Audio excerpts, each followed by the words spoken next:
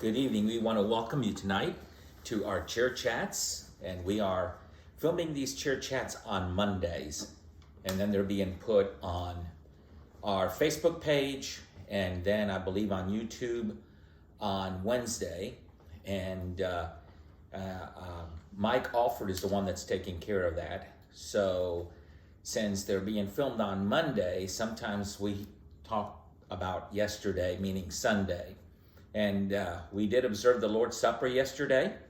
We had our attendance is increasing every Sunday, so that was good that we were able to see that increase, and just a tremendous attendance, and just a lot going on. We have now the camps starting, and of course this Sunday will be 4th of July weekend, so that kind of tells you where this chat, the time element of this chat, and we will be having only one service.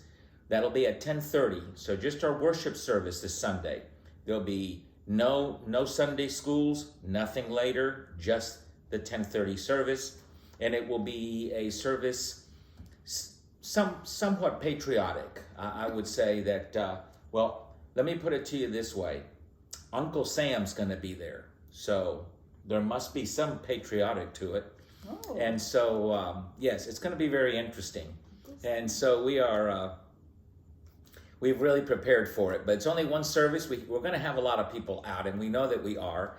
We're not going to have enough Sunday school teachers. And so we did away with Sunday school and just went ahead and just had the one service. And we'll just give it that patriotic theme, and it will be a very, very nice service. So we hope that you can make it to that service if you're going to be out of town. We pray for your safety and just your well-being. And it's good to get away anymore. So that'll be good if you're getting out of town. But that will be this coming Sunday, and we are getting a lot of our people back that were really not coming at all, and now finally they have gotten to where they're comfortable in coming back, and so that's what they've done. So what do you have for us? Oh, I got a little bit of this and a little bit of that. Okay. Oh, goodness gracious.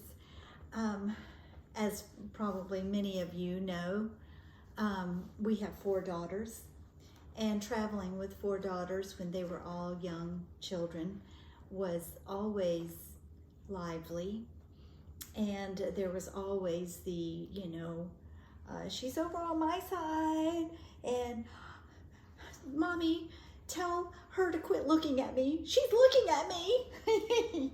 As I'm sure if you have more than one child, you know exactly what we're talking about. It's just those things. And so I'm sure if you have more than one child, or if you are around children or have been around children, you have probably played the same game that we played, and it was called the quiet game. The quiet game. And who could be the quietest for the longest? That was my favorite game. Oh, goodness gracious. And I know one daughter that I don't think ever won. She never won the quiet game, because she would always have to do something, And but anyhow, I think about that, and I think about one daughter. It was very easy for her because she wanted it to be quiet too. But the thing that I'm trying to bring out about this, Don't rock. Oh, don't rock. Okay, I was rocking. And it goes out of And focus. it goes out of focus. Sorry about that, y'all. The thing about the quiet game was that it requires an intention, usually for most children. It required an on-purpose being quiet, because that's just not natural for most children to be quiet for long periods of time. And so it was intentional. And this is kind of going through my brain because of a symposium that I attended last week, and it was on early childhood brain development. It's so interesting, really, really interesting.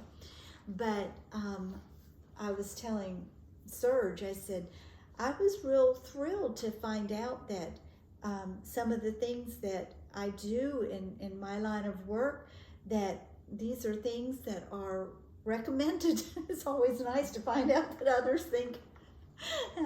And this is just something that that I start out myself in my day this way, and I'm sure many of you start out the way that I'm going to explain. But then I've carried it over into my line of work, and I do this with my clients as well. And then I go to this symposium, and well, wouldn't you know, they're saying this is very healthy to do for your brain. And theirs is a little different of a twist, but it nevertheless was bottom line the same thing. So this is what I'm talking about. Some people call it different things, but I'm going to call it just being still. And some people call it being grounded or being centered. But the bottom line is this. God tells us, he says, be still and know that I am God. I am the Lord. He tells us to be still, fret not. I'm going to do the battle. I just want you to be still and let me take care of it. I want you to let me fight for you. Let's see. Oh, goodness gracious. Be still. Wait on him. Fret not. Wow, wonderful things. Be still. Wait in silence. I have calmed you. I've quieted my... God says, I want you to be calm and quiet. And then the psalmist says, I am calm and I have quieted my soul. But in all of these, it's very intentional. And I don't care if you are a CEO or an OEC, which I don't know what that is either, but anyhow. I don't care, no matter what we do, how important our positions are or how menial they may seem. Busyness is busyness, and that's just the bottom line.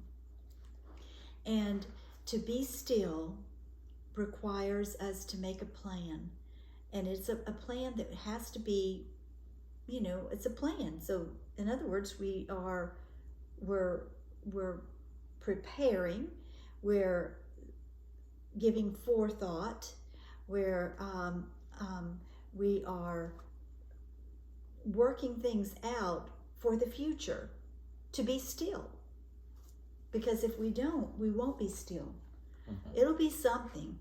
It may be a newspaper, it may be phone calls, it may be doctor's visits, it may be appointments with business cohorts, it may be yard work, housework, it may be pleasurable things, it may be work things, it may be whatever. It may be depressive things that just overwhelm. A million different things can take the place of being still. But when we're still, in Ecclesiastes, it talks about, in that third chapter, it talks about the times and the seasons and the things like that. And it says there's a time to tear down and a time to mend, a time to be silent and a time to speak. The scriptures talk about being that the effect of righteousness, the EFFECT, the effect or the result of righteousness is peace and quietness and trust. Isn't that wonderful? Yeah. Mm-hmm. So living God's way, living according to God's word, what does that result in? peace, quietness, and trust. Wonderful, wonderful things to have in our lives. Silence, or being still means not moving, not making a sound, deep silence, and calm. And when we intentionally put ourselves in that place, God does a work in us greater than probably I'll speak for myself. When I am still, God does a greater work. That stillness is a time of focus. It's a time where the blinders are on, and I'm really focused on God, on His Word, His ways, on His thoughts. I'm also focused on thankfulness, and that's another part. Strangely, isn't that something that the symposium says, and this is something that's important, because thankfulness brings about empathy and compassion. I think we might need some empathy and compassion now. But being thankful, and different people have their different places of their quiet time or their still time or being still. But I cannot help but, as I have my time of stillness, my purposeful, intentional time, as I feel like I'm just sitting at God's feet. I feel so in His presence. But there's also another thing. I am so alive. I'm so in the present. My mind's not drifted back to those things, and it's not going forward. It's right in the present. And in that present moment, just being in the present, I cannot help but, as I take a breath, I think, God, thank you that my lungs are working and I can expand my lungs. I can breathe the air, and thank you that I've got good air to breathe. I thank you that my ears are working. I hear the birds. I hear chatter of children off in a distance. I hear, I see, I feel. I am in the moment. Mm-hmm. I am present. It's a good place to be. And the earth is full of the goodness of the Lord. Be still and know that He's God. Mm-hmm. And we say God said this in His Word, and you cover this. And I think it's important that we realize something else. We say God, and He is God, but this is our Creator speaking. Mm-hmm. So He us, which means He knows what we need. Absolutely. Absolutely. He knows how He put us together. Uh-huh. He knows what our mind needs. Uh-huh. So it's not just God speaking, it's our Creator speaking. Right. The one that, I think it's like, when I was young, and Mom would say, oh, and I was sick, and Mom would say, oh, it's this and this and this and this, and okay, whatever, because it's Mom. But then you go to the doctor, and the doctor says, oh, it's this and this and this, and this time it's the doctor. It's not Mom, it's the doctor. And if the doctor said, now you're not going to do this and this and this because you better get in bed and not get out of bed, or something like that, you listen because that was the doctor. Mm-hmm. I think we miss that. I think we think of God, but we don't think of the Creator God. That's right. And He knows. Mm-hmm. If anybody knows, He knows. That's right. And just taking it a little bit more serious and a little bit more, of who's speaking here. That's right. Who's directing me and telling me that I need to be still so that He can speak, so that I can calm down, so that I can regroup my brain and my mind, in my energies, and just be who I need to be. That's right. Well, thank you for that. Certainly. That was good. Certainly. Well, we hope you enjoyed that. We hope that it'll inspire you and maybe cause you to just kind of stop right now. Maybe it's been rough. Maybe it's hectic in a very new and strange way, and maybe you just need to be still and kind of get alone with God, and maybe that's difficult because it is a different, busy, crazy world, but you know, we just need to do what we need to do, and if we don't, it's going to hurt us even more. So be still. Well, hope to see you this Sunday. Again, it'll be 4th of July Sunday on the 4th of July. And so we'll have the one service at 10:30.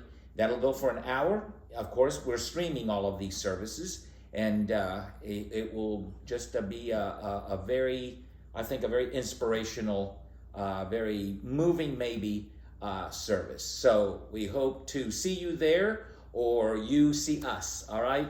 Lord bless you. You stay safe, stay healthy. We love you. Bye-bye. Bye-bye. Love y'all.